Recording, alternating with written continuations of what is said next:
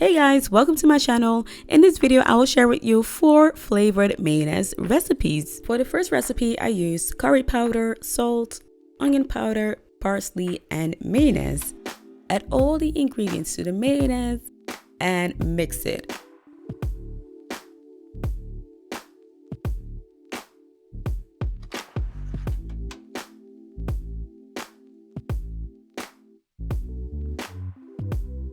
So for the second recipe, I used paprika powder, cumin, chili flakes, and mayonnaise. I'll have all the measurements on my website, so make sure to check it out, but keep in mind that the measurements serve as a guideline. The great thing about these recipes is that you can adjust the amounts to your own taste.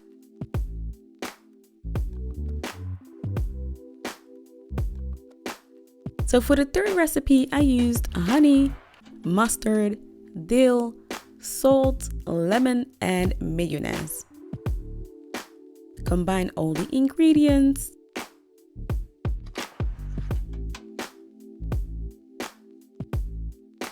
and mix it. And there you have it. So for the last one, I used oregano, basil, a little bit of rosemary, some pepper, salt, and mix it.